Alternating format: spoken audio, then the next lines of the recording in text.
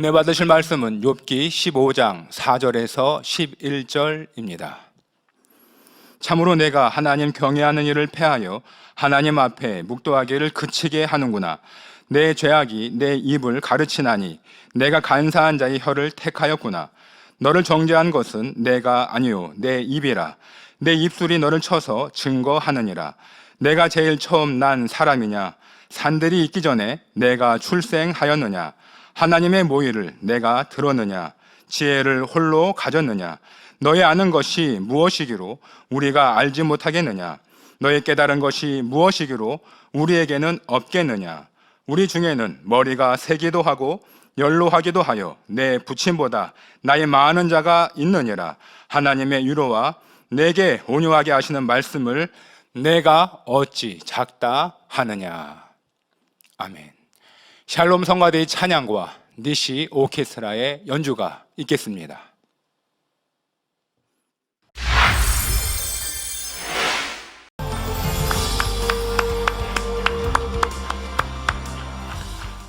당회장 직무대행 이수진 목사님께서 욥기 강의 35번째 엘리바스의 두 번째 변론 첫 번째 말씀을 증거해 주시겠습니다. 특성으로 영광을 이어주신 서승원 집사님 감사드립니다. 아버지의 권능이 담겨있는 또 무한 단물, 또 이렇게 찬양을 들으니 또 사모되고 너무 행복합니다. 변함없이 우리 가운데 이와 같은 역사를 펼치신 아버지 얼마나 감사한지요. 여러분도 믿음으로 사용하실 때, 또 믿음으로 방문하실 때 응답과 축복 많이 받으시길 바랍니다. 강단 하나 소개합니다. 해외 지교회 성도입니다. 생명의 재단으로 인도하여 십자가의 도 말씀을 통해 구원에 대한 확신을 갖게 하시고 주님의 크신 사랑을 마음 절절히 느끼게 하신 삼위일체 하나님께 감사와 영광을 올려드립니다. 참마음과 온전한 믿음을 이루어 가장 아름다운 천국 새 예루살렘을 날마다 침노할 수 있도록 성결의 말씀과 권능으로 이끄시는 당회장님과 직무대행님께 마음 깊이 감사드립니다. 또한 쉬지 않는 불같은 기도를 인도하시는 원장님께도 감사드립니다. 이 모든 감사와 사랑을 담아 강단 헌화를 드립니다. 네, 감사합니다.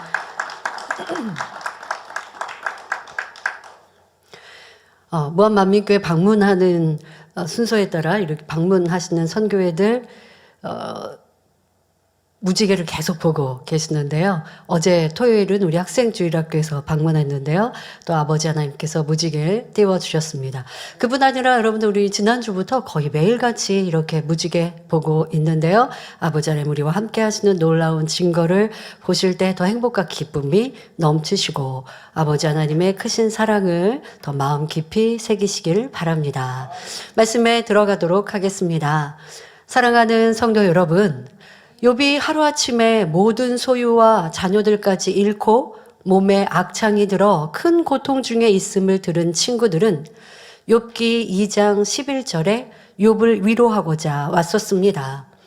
화려하고 건강했던 욥은 온데간데 없고 욥인 줄 알아보기 힘들 정도로 비참해진 모습을 본 친구들은 소리내어 울며 아무 말도 하지 못하고 여러 날을 그냥 보내었지요. 하지만 욥이 입을 열어 자신의 처지를 한탄하며 하나님을 원망하자 세 명의 친구들은 돌아가며 욥을 권면했습니다. 하지만 욥 또한 질세라 친구들의 지적에 하나하나 반론하며 자신은 의인이며 하나님이 나쁘다 말하였지요. 친구들은 위로하러 왔다가 욥과 변론하며 욥을 지적하고 질타하기에 이르렀습니다. 이때도 욥은 더욱 의기양양하게 친구들의 허물을 들추며 너희들은 나보다 못하다 무시하였고 대화가 아닌 변론만 계속되었습니다. 욥기 11장에 세 번째 친구 소발의 말이 끝나자 욥은 12장에서 14장까지 구구절절 반론하며 자신은 잘못이 없고 하나님이 나를 괴롭게 하신 것이라 말하였지요. 세 명의 친구가 돌아가면서 욥을 권면할 때도 친구들은 짧게 말하는데 그에 대해 욥은 또 길게 설명하고 친구들을 질타했던 모습을 지금까지 보아왔습니다. 자, 이어서 15장부터 다시 친구들의 변론이 시작됩니다. 먼저 처음 입을 열었던 엘리바스가 다시 말합니다. 지난 시간 욥기 15장 1절부터 3절에서 엘리바스는 욥을 무시하며 너는 지혜가 없는 어리석은 자이며 지금까지 한 너의 말은 다 쓸데없는 말일 뿐이라 말하였지요. 하지만 우리는 친구들의 말이 욥을 더 괴롭게 하고 있음을 알아야 합니다. 친구들이 선과 사랑으로 하는 진리의 말이 아닌 지적하고 정죄하는 말이니 욥 또한 계속 변론하며 악한 말을 쏟아내었지요.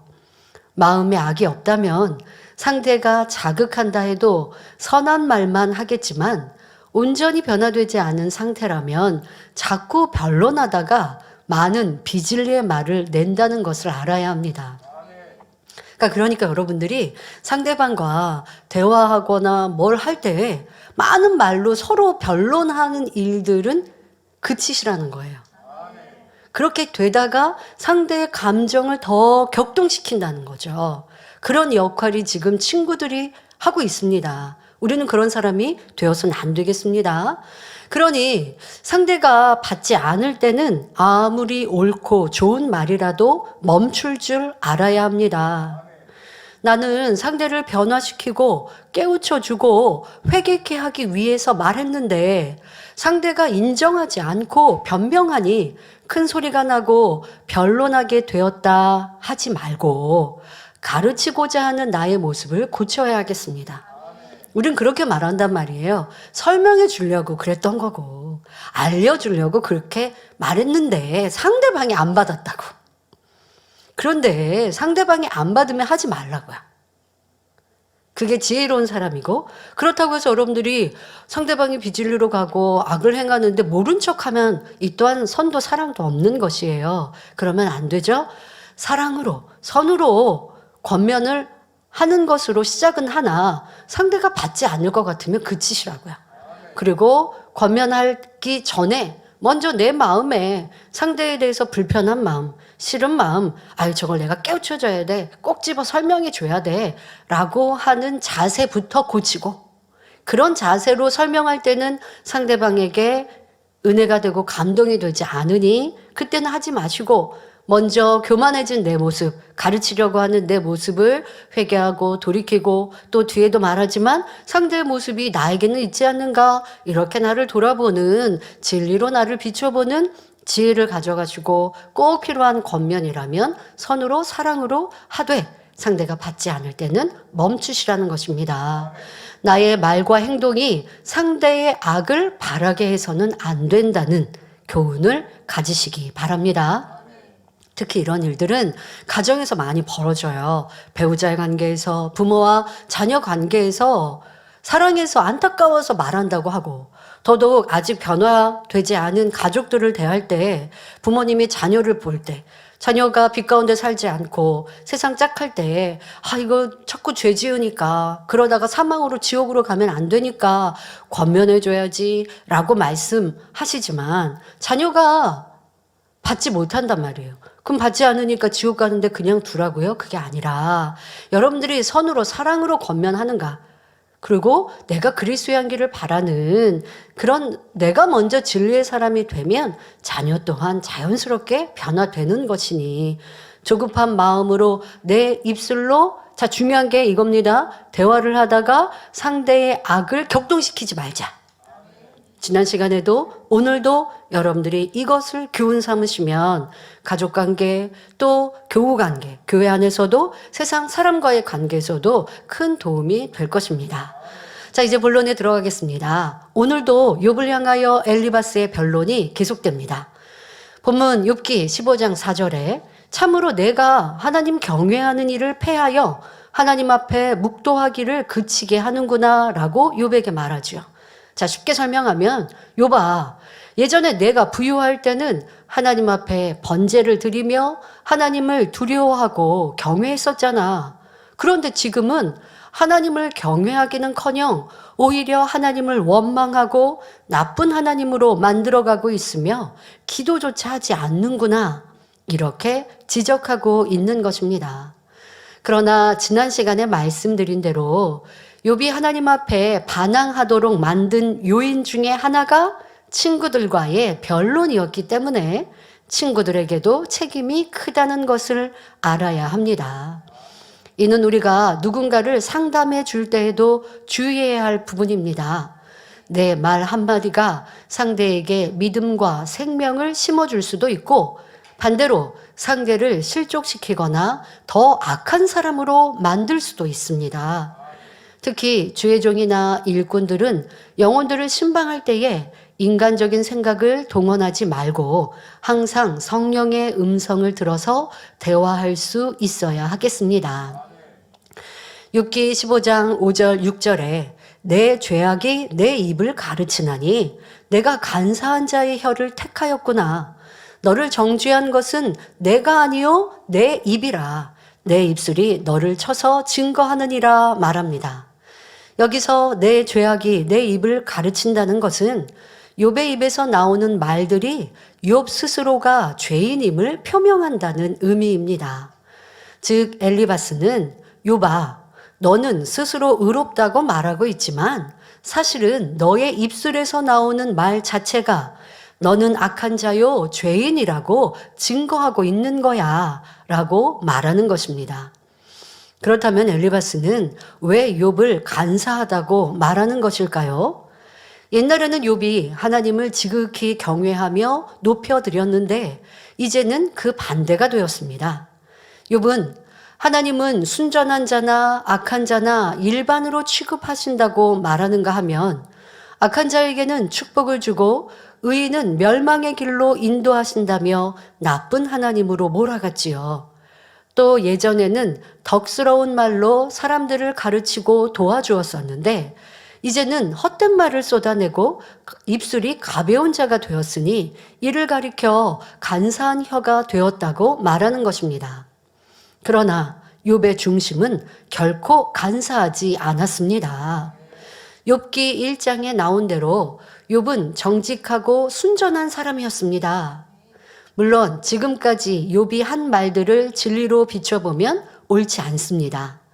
믿음은 현실의 형편을 바라보는 것이 아니요 무에서 유를 창조하시는 하나님의 역사를 바라보는 것이기 때문입니다. 또 욥이 참으로 하나님을 경외한다면 항상 기뻐하라, 범사에 감사하라 하신 말씀대로 순종할 것입니다. 하지만 욥은 그리하지 못했지요. 이렇게 욥은 잘못되고 부족한 모습도 있었습니다. 하지만 중심은 간사하지 않다는 것입니다. 욥의 친구들은 자신들이 욥을 한껏 자극해 놓고 욥이 쏟아내는 말로 판단하고 있지요. 그러나 우리는 겉으로 드러나는 상대의 말과 행동만으로 사람을 판단해서는 안 됩니다. 사람들을 보면 마음은 그렇지 않은데 말이 엉뚱하게 나오는 경우가 얼마나 많습니까? 사람이 성결되기 전까지는 마음 따로 입술 따로일 때가 많고 말과 행동이 일치되지 않는 경우도 많습니다. 그래서 성경은 우리의 말이 온전할 때 그가 참 온전한 자다라고 칭하시죠. 그러니까 그렇게 온전한 사람이 되기 전까지는 사람의 말에 실수도 있고 잘못도 있습니다. 자신 스스로는 자기가 했던 말과 생각을 점검하면서 내가 했던 말 그냥 이거 실수야. 내가 그렇게 생각하지 않는데 이렇게 말했어 하면 안 되고 자기 스스로는 내가 했던 어떠한 말도 하나님은 들으셨고 또 천사가 기록해 놓았기에 그에 따른 심판이 있음을 알아 진리로 돌아보고 잘못한 것은 바로바로 회개하고 또 내가 했던 입술의 말이 바로 내 마음을 비추는 거울이 되기 때문에 자신을 돌아보아야 합니다. 그러나 우리가 서로 사람 사이에서 상대가 지금 했던 말이 그 사람의 마음이 100%가 아닐 수 있다는 것도 알아야 합니다. 어떤 경우는 상대가 충만하지 않을 때 입으로 지금 내뱉는 말들은요 너무 지금 이 욥처럼 나쁜 말, 악한 말, 부정적인 말일 수가 있어요. 근데 그 말을 듣다 보면 야, 저 사람 믿음 하나도 없네. 저 사람 심히 못되고 나빴네 라고 생각하고 판단해버리면 안 된다고요. 예, 지금 하고 있는 말은 악한 말이요, 믿음 없는 말일 수 있어요. 그런데 우리 사람이 온전하기 전까지는 때로는 내 감정의 기복도 있어서 덜 충만할 때 그 사람을 자극하면 그런 안 충만한 말들로 내뱉으면 그러면 지금 욥이 이 상태인 것처럼 그 말만 들으면 심히 상대도 못할 사람처럼 생각될 수 있어요. 근데 그렇게 판단하지 마시라는 거예요.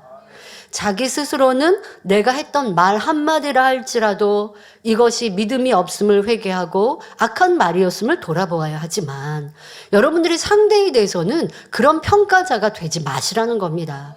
그럼 어떻게 해야 돼요? 그 사람의 말은 우리는 분별할 수는 있어야 돼요.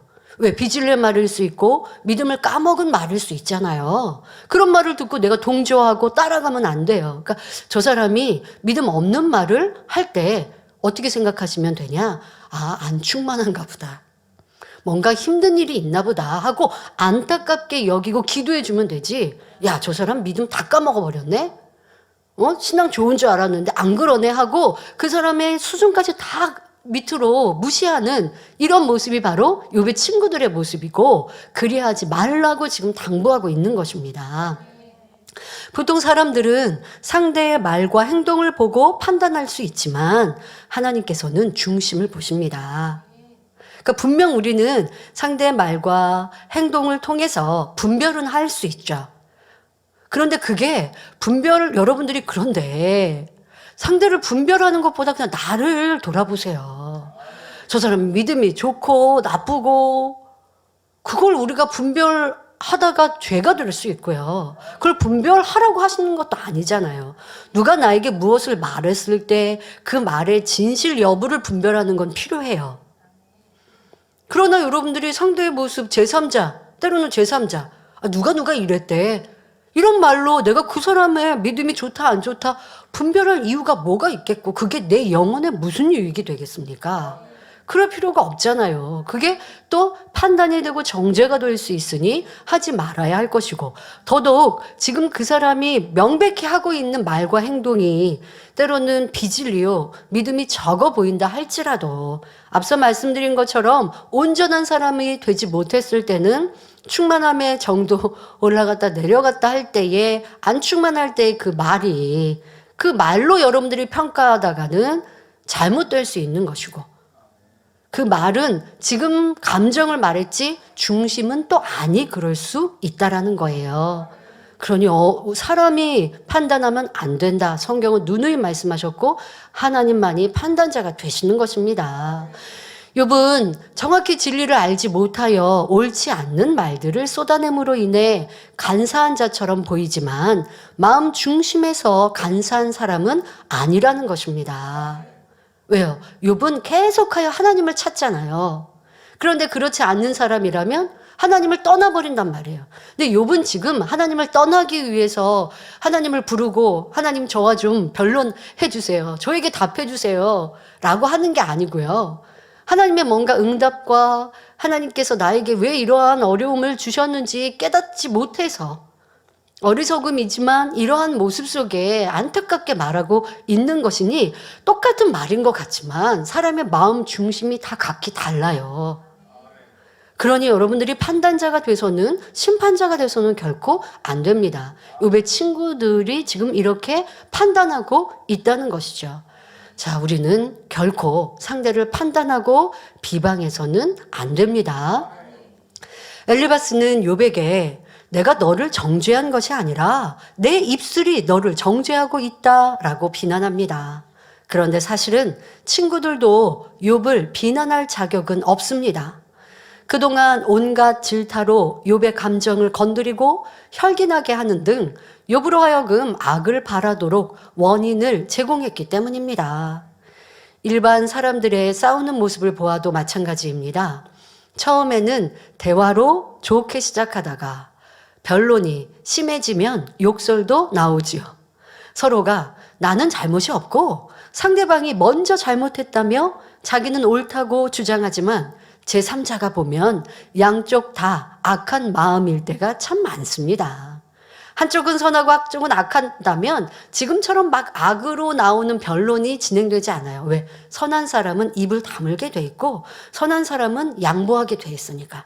지금 싸우는 게 싫고 큰 소리 나는 게 싫어서 내가 지금 지는 것 같아도 희생을 봐야 한다 할지라도 선한 사람은 양보하니까. 그러니까 큰 소리가 나고 변론이 나면요. 다 비슷한 사람들인 거예요. 근데 사람들은요 비슷하다고 안 하죠. 나는 낫고 상대방은 나쁘다라고 말한다고요. 여러분도 그리했다면 교회 연단회 때가 보니까 그러하더라고요.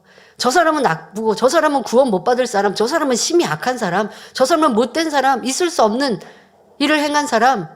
나는 그냥 그거를 논하고 있는 것이지 나는 악한 사람이 아닌 거예요. 그런데 행악자로 인하여 불평하는 것도 악인데요. 똑같은 거고 큰 소리를 내는 거, 상대방이 막 큰 소리를 내니까 나도 큰 소리를 내는 거 똑같은 악이라 말씀하고 계십니다. 변론함으로 상대를 실족시키고 공고하게 만들며 혈기나게 하고 죄를 짓게 만드는 것이니 얼마나 큰 악입니까? 이처럼 변론은 하나님 보시기에 합당치 않으며 아무 쓸모가 없는 무익한 것임을 알아야 합니다. 그런데 어떤 분들은 성격상 내가 불편하고 싫으면 악이 막 나오지만 입을 다무는 성격도 있어요. 근데 표정에선 다 나오겠죠. 하지만 뭐 싸우고 다투지 않을 뿐 입을 다물지만 마음에서는 상대에 대해서 논하고 있고 악하다 정죄하고 있고 이런 성격을 가진 사람은 도리어 나는 좀 나은 것처럼 지금 욥과 친구들의 변론과는 좀 상관없으십니까? 아니요. 내 마음의 감정의 변화도 찾아내셔야 돼요.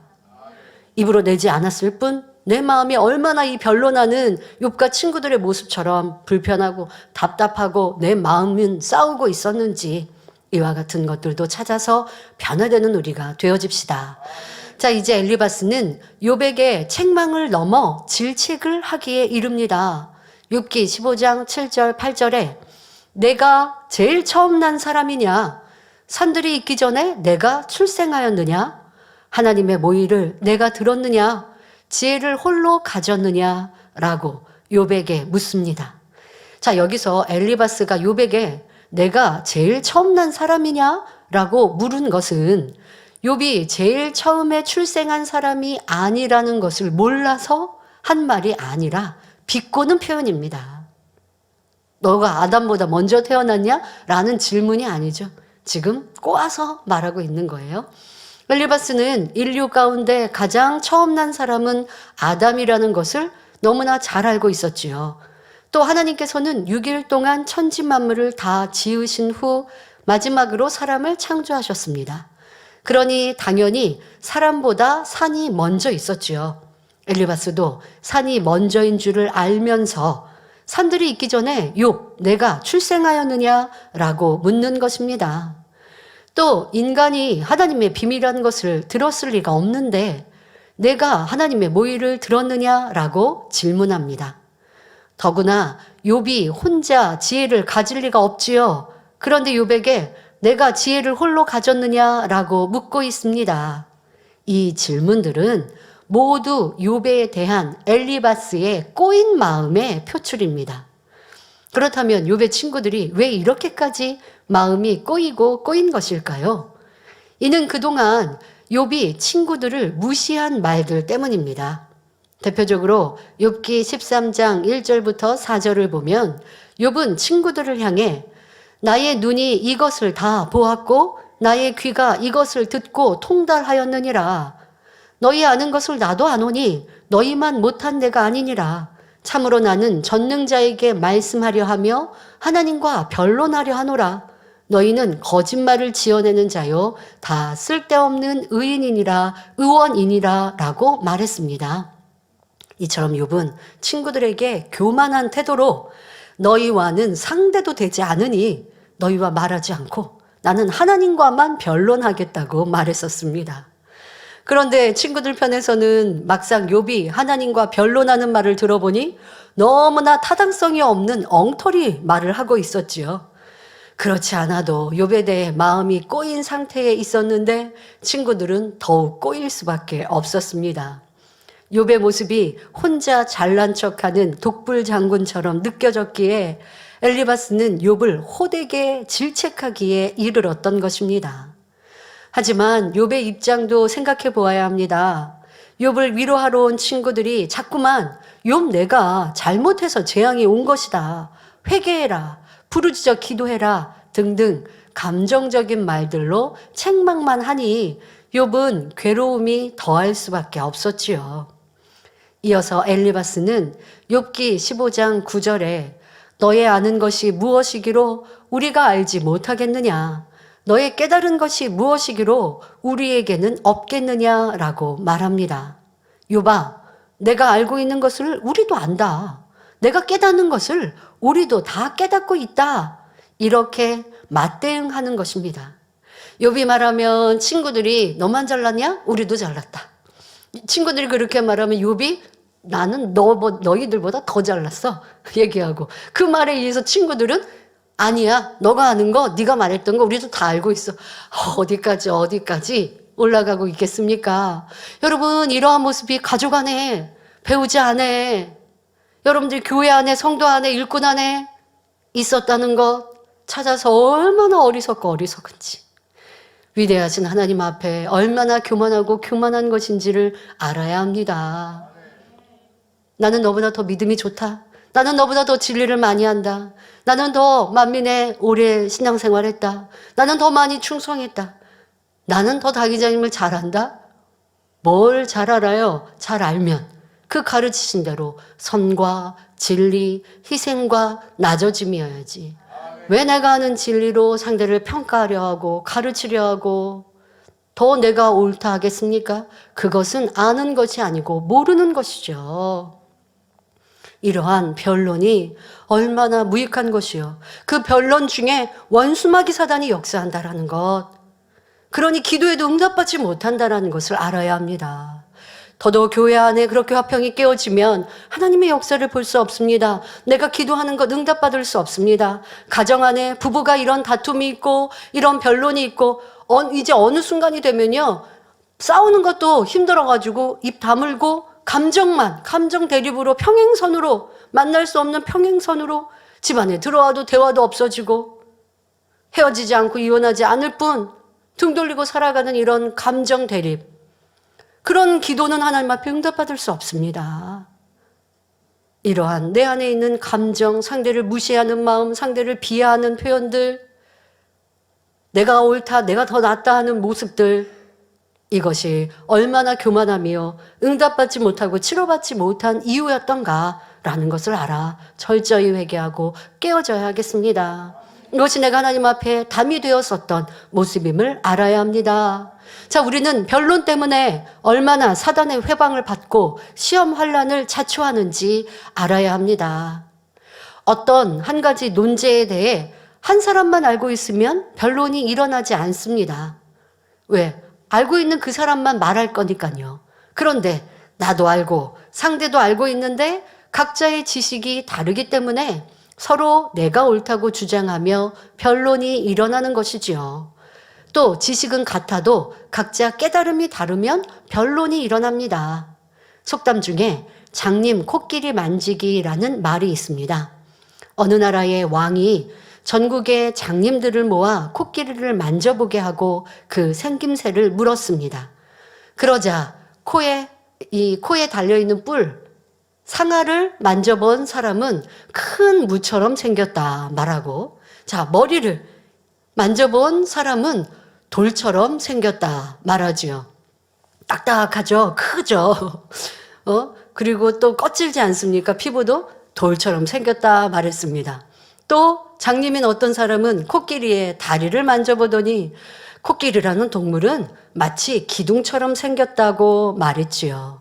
자, 만일 이들이 눈을 떠서 실제로 코끼리를 보게 된다면 자기가 한 말과는 너무나 다른 코끼리 모습에 많이 놀랄 것입니다. 이는 지극히 작은 것을 알면서 마치 모든 것을 아는 것처럼 말하는 사람의 어리석음과 교만함을 일깨워주는 속담입니다.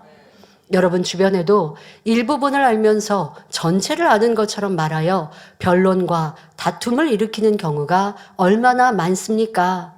영적인 장님이 되어 내가 아는 것만을 옳다고 주장하다가 판단, 정죄가 나오고 자칫 하나님 앞에 큰 죄의담을 만들 수도 있습니다. 그러므로 자신이 아는 것이 얼마든지 사실과 다를 수 있고 어느 한 분야일 수도 있음을 알아 겸손한 마음을 가져야 하겠습니다. 저는 이렇게 당의자님 대행의 사명을 감당하면서 당의자님께서 하시고 이루셨던 그와 같은 말씀과 또 사역하신 일들을 많이 떠올려 보고 대입해 보려 합니다. 당의자님께서는 절대적인 아버지 하나님의 말씀을 가르치셨습니다. 성경에서는 예를 들어 서운하면 꼭 지켜야 한다 말씀하셨죠. 자, 그런데 저도 이제 어렸을 적 찬양 사역을 할 때도 있고 했었습니다만은 어떤 이제 자매님이 서운을 했어요. 결혼하지 않겠다고 서운을 하고 찬양팀에서 이렇게 활동을 했습니다. 그런데 마음이 이제 변해서 이성을 사귀고 결혼을 했어요. 사실 이제 그렇게 하면서는 팀에서 나갔습니다. 왜? 단원들이 당연히 이제 서운을 하고 본인도 서운한 것을 깨고 했으니까 팀에서 이제 활동하던 팀에서 나갔고 그리고 또 상황상 그렇게 또 단원들도 원하고 해서 활동을 하지 않았습니다. 자, 그런데 그런 시간이 조금 길지 않은 시간이었는데 한 1년, 1년 반이 이렇게 지난 다음이었어요. 그런데 아마 이제 자매님이 집사님이 되고 성도님이 결혼했으니까 됐죠. 그런데 시간이 조금 지나고 당의자님께서 말씀을 해 주시는 거예요. 그 성도가 철저히 회개하고 또 하나님 앞에 충성하고 싶어 하는데 다시 활동을 하도록 허락해 주면 좋겠다라는 말씀을 하셨습니다. 저는 분명히 하나님 말씀에 서운한 바를 근데 이제 결혼을 했으니까 지키는 방법은 없어요. 서운은 이제 깨버린 것이 된 거죠. 당의자는 뭐라고 말씀을 하셨냐? 다시 활동을 하도록 기회를 주자라는 말씀을 하시면서 왜 그러냐라고 말씀을 하셨냐면 그가 서운을 깨트렸는데 서운을 깨트려서 자신의 신앙과 또 더 좋은 천국 가는데 지장이 되어졌는데 이제 충성하고 헌신하고 봉사할 기회조차도 없으면 그가 어떻게 회복하겠느냐. 그런데 이제 자신의 그렇게 변개했던 것을 회개하고 더 충성하려는 마음으로 겸비 가지니 다시 일할 수 있도록 기회를 주면 그가 잃어버린 신앙도 또 더 좋은 천국을 침노하지 못하는 것도 회복하는 데 도움이 되지 않겠는가. 이런 말씀을 해주시는 거예요. 그래서 저는 이제 그때는 예, 아멘 하고 그렇게 하도록 기회를 주었어요. 근데 그 당시를 생각해 보니까 그때 함께 했던 사람들 중에는 그게 불편하고 싫었던 사람도 있는 거예요. 그랬더니 그 영혼에는 도움이 안 되고. 근데 저는 이제 당의자 말씀하셨고 하니까 그렇게 예, 알겠습니다 했습니다. 그런데 이렇게 시간이 지나 이 자리에 제가 있다 보니 때로는 하나님 말씀을 대로 순종하지 못한 이들도 있습니다. 그러면 당신은 순종하지 않았으니까 안 돼요. 못 해요.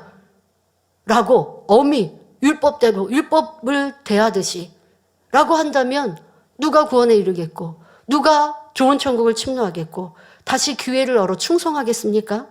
그런데 그런 상황과 일들을 보면서 당의자님이 예전에 이렇게 하셨지. 그 마음은 그 영혼을 구원하기 위한 마음이시고 그 마음은 더 좋은 천국으로 이끄시기 위한 마음이시지 하나님 말씀을 어그러뜨리는 게 아니라 그 말씀은 곧 사랑으로 완성하시는 것이니 상대가 회개하지 않는 게 아니라 중심으로 회개하고 근데 돌이키는데 이제 성원을 깨트렸으니까 어쩔 수 없어요. 그러면 어떻게? 더 많이 충성할 기회를 주면 되죠. 더 많이 헌신하고 자기가 잘할 수 있는 더 그 길을 열어주면 되는데 그런데 자기 의가 강한 사람 자기가 또 옳다 하는 사람은 그 사람이 그렇게 선을 깨트렸으니까 기회를 주면 안 되죠. 진리의 잣대로 되는 것 같아요? 사랑이 없는 것이에요. 그러니까 사랑은 율법을 완성하신다는 게 바로 이것인 거예요. 당의자님은 그렇게 오신 거예요.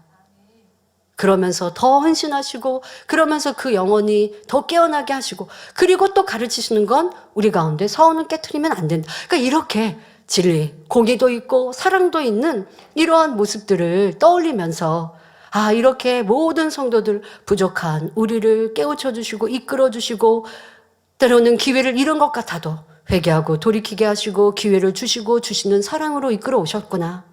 이렇게 당회장님을 알아가는 것도 내가 더 많이 알아가고 더 많이 선으로 사랑으로 이루어야 아는데, 그런데 내 안에 선이 부족하면 그렇게 이루시고 말씀하실 때 아멘할 수가 없는 거예요. 또 그 뜻과 그 사랑을 알지 못하는 거예요. 자, 그러니 우리가 하나님에 대해서도 진리에 대해서도 양면이 있는데 한 면만 가지고 상대에게 잣대로 대듯이 하면서 평가하고 있으면 정죄가 되어지는 일들이 얼마나 많이 있겠는지요. 그런데 사랑으로, 선으로 대할 때는 더 많은 영혼을 구원할 수 있고 기회를 줄 수 있고 좋은 천국으로 이끌 수 있습니다. 이러한 선과 사랑은 변론하지 않을 것이요, 어찌하면 그 영혼을 살릴까 할 수 있는 것이죠. 우리가 이러한 사랑을 이루는 지금의 이 시간이 되어야 할 것입니다. 욥과 친구들은 자신이 아는 지식의 한계 안에서 자기 주장을 하고 서로 무시하며 판단하고 있습니다.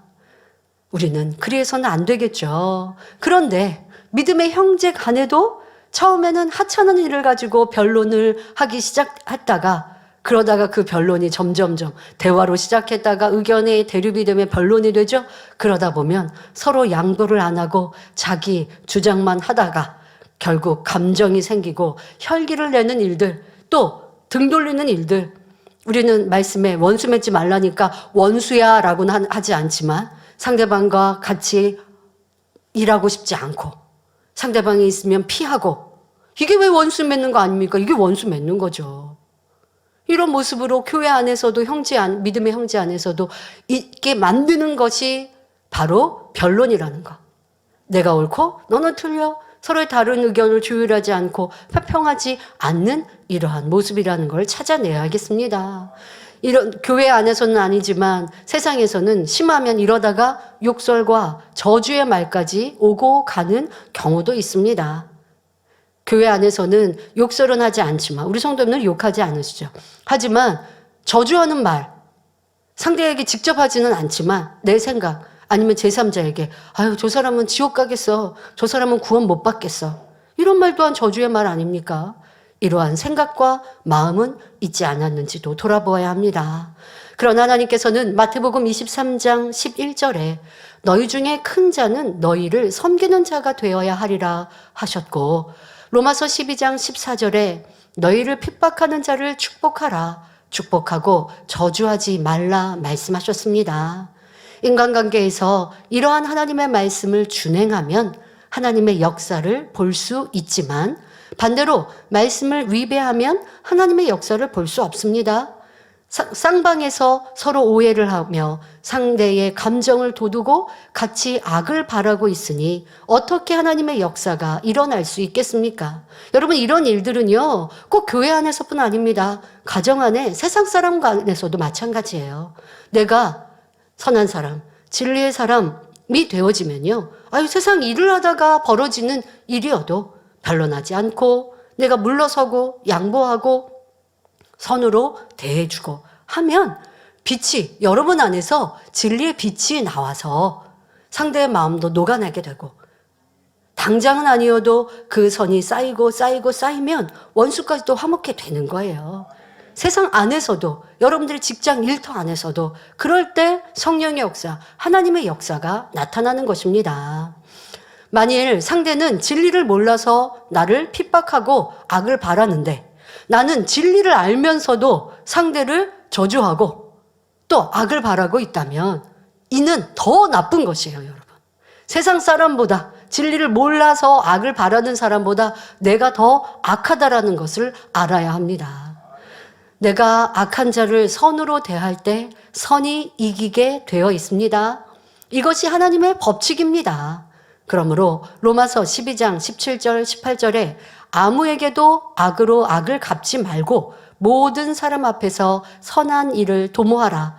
할 수 있거든 너희로서는 모든 사람으로 더불어 평화하라 말씀하시며, 로마서 12장 21절에 악에게 지지 말고 선으로 악을 이기라 말씀하셨습니다.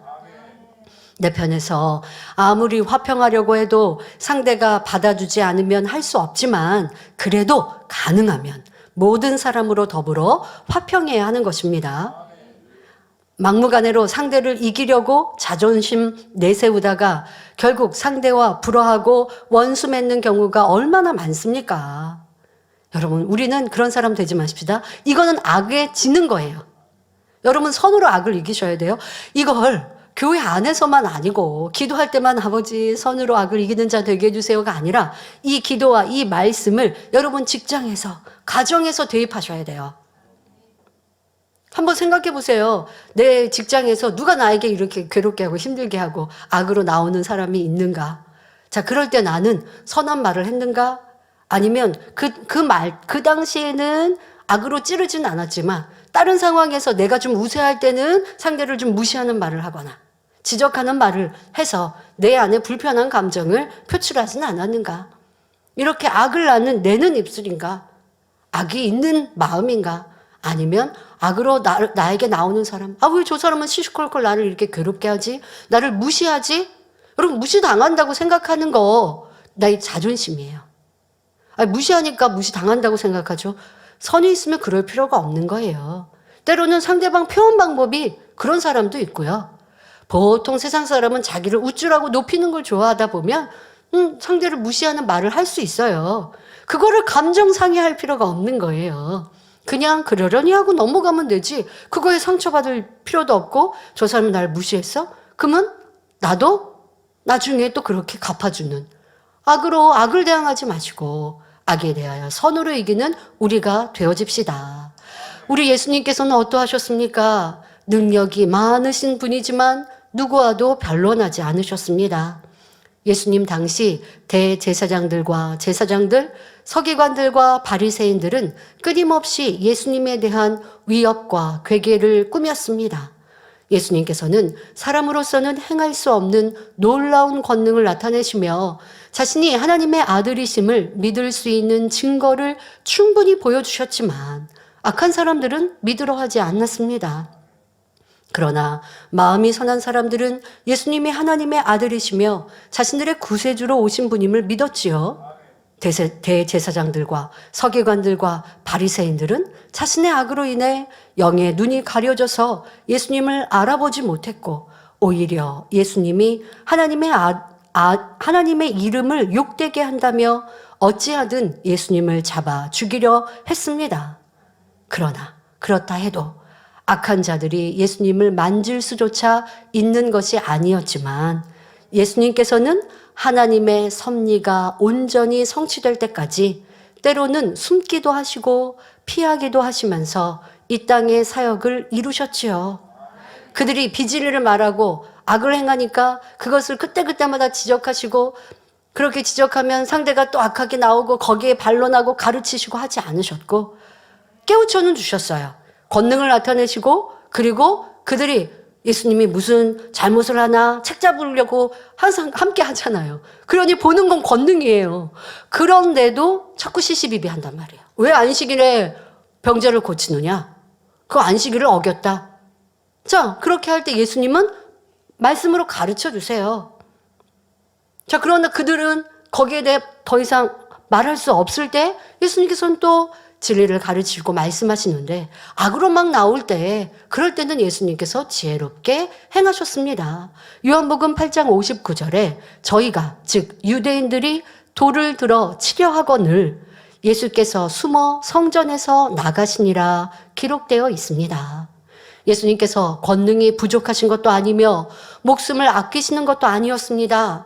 하나님의 아들로서 말씀 한마디로 죽은 자도 살리고 소경의 눈을 뜨게 하며 바람과 파도를 잔잔케 하실 뿐만 아니라 무리를 걸을 수도 있는 분이셨습니다. 그러나 아버지의 섭리를 이루기 위해서라면 지혜롭게 숨기도 하셨고 때를 잠잠히 기다리기도 하셨던 것이지요. 또한 진리를 깨닫지 못하고 도리어 오해할 사람에게는 변론하지 않으시고 아무런 말 없이 피해버리셨던 것입니다. 이는 결코 비겁한 것이 아니라 마태복음 5장 39절에 악한 자를 대적하지 말라 말씀하신 대로 오직 진리로 행하신 것입니다. 마태복음 12장 19절 20절에 그가 다투지도 아니하며 들레지도 아니하리니 아무도 길에서 그 소리를 듣지 못하리라. 상한 갈대를 꺾지 아니하며 꺼져가는 심지를 끄지 아니하기를 심판하여 이길 때까지 하리니 말씀한 대로 누구와도 다투지도 들레지도 않으셨지요. 우리는 이러한 예수님의 성품을 닮아야 합니다. 내가 명백히 옳다 해도 상대방이 받아들이지 않는다면 차라리 말을 하지 말고 기다리는 편이 낫습니다. 자기 의견만 주장하다가 상대의 감정을 돋우지 말고 진리 안에서 선한 방법을 택하여 서로 화평을 이루어야 하겠습니다. 자, 그런데 이렇게 말씀드리니까 악한 사람과도 화평해야 하니까 내가 악한 사람, 재단과 교회 목자를 판단하고 정죄하는 사람도 화평해야지 라고 잘못 오해하시고 이해하시면 안 되겠습니다. 하나님에 대해, 하나님의 역사에 대해 잘못되었다 하고 목자의 권능에 대해 이렇게 진실하게 증거가 확실히 있는데 그것이 잘못되었다 하는 이들이 이런 악한 사람과 여러분들이 화평한다면 그러면 하나님이 무엇라 말씀하시겠습니까? 그런 이들과 변론할 필요가 없다라는 것이지, 그런 이들과 친하게 지낸다면 그들의 악을 들을 것이고 그들의 비질리를 여러분이 닮아갈 것이 여러분들의 영혼에 해가 되죠. 그것이 지혜롭다라는 것은 아닙니다. 그런 사람과 대할 때는 더 이상 많은 말로 여러분 변론하지 말라라고 하는 것이고, 악한 사람이 있을 때는 여러분들이 때로는 요즘처럼 거리두기도 필요한 것이고, 그 마음이 녹아났을 때 필요에 따라 대화하고 상대를 변화시키려고 하면 된다라는 이런 지혜를 말씀드린 것입니다. 자, 이어서 엘리바스는 욥기 15장 10절에 우리 중에는 머리가 새기도 하고 연로하기도 하여 내 부친보다 나이 많은 자가 있느니라 말합니다. 여기서 엘리바스는 친구들의 모습과 상태를 말하고 있습니다.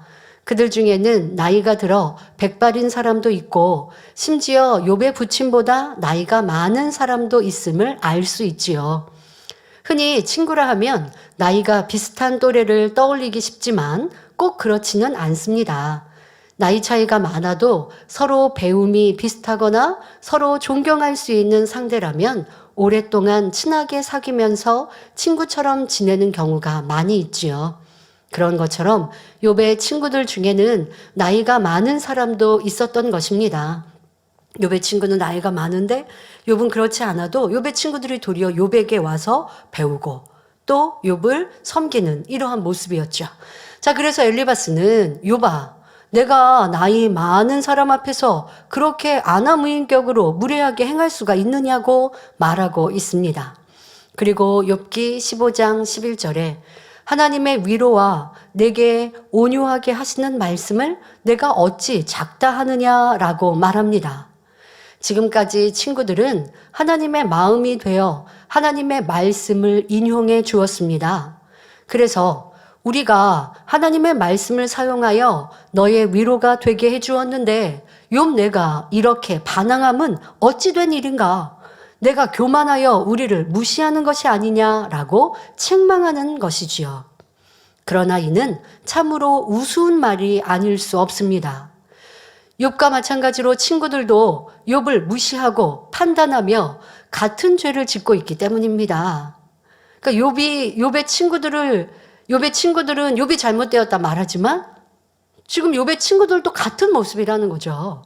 또 욥의 친구들은 하나님의 말씀으로 권면하며 위로한다고 했지만 이것이 오히려 욥을 더욱 화나게 만들었습니다. 친구들의 감정 섞인 말이 욥으로 하여금 점점 악을 바라게 만들고 죄를 짓게 만들었으니 사실은 욥보다 욥의 친구들의 잘못이 더 크다는 것을 알아야 합니다.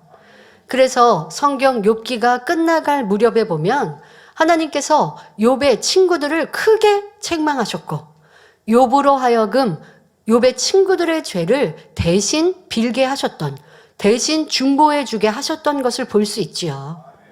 그러니까 누가 더 나으냐? 욥이 더 나았던 거예요.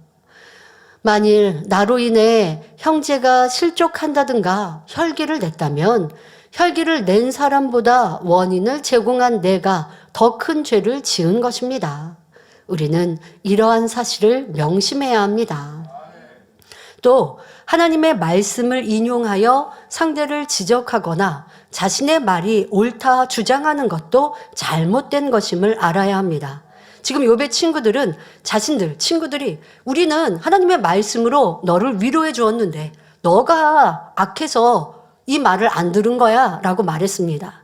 그러니까 욥의 친구들은 하나님의 말씀을 인용했어요.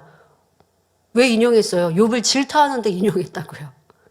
선으로 사랑으로 위로해주는 그 말이 아니었고 질타하고 지적하는데 하나님 말씀을 인용하는 것, 이거는 잘못된 것입니다.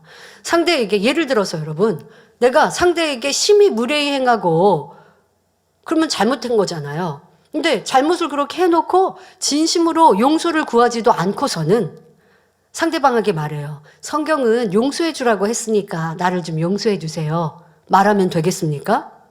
내가 중심으로 잘못했습니다. 용서해 주세요. 또 상대가 용서해 줄 때까지 용서를 구해야지. 내가 중심으로 용서도 구하지 않으면서, 하나님 말씀은 용서해 주라고 그랬잖아요. 용서해 줄 때 당신도 용서받는다고 했으니까 내가 이렇게 잘못한 거, 실수한 거 용서해 주세요. 하나님 말씀을 가지고 그렇게 하는 건 아니라는 것이죠. 또 상대방의 감정이 격해져 있어요. 내가 그렇게 긁었어요.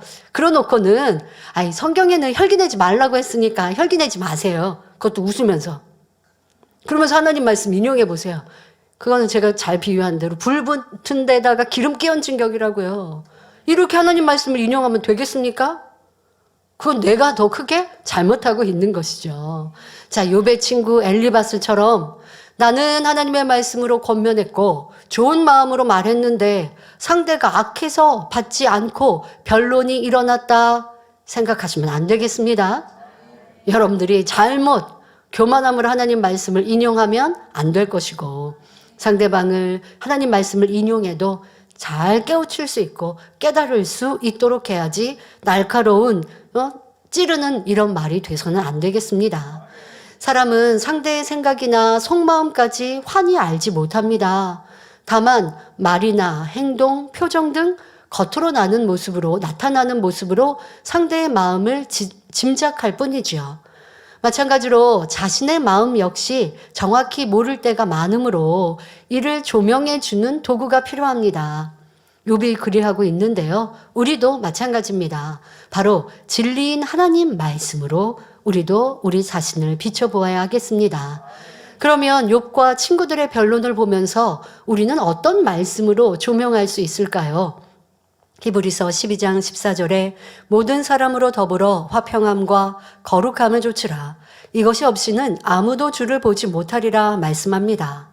또한 야고보서 1장 19절 20절에 내 사랑하는 형제들아 너희가 알거니와 사람마다 듣기는 속히 하고 말하기는 더디하며 성내기도 더디하라.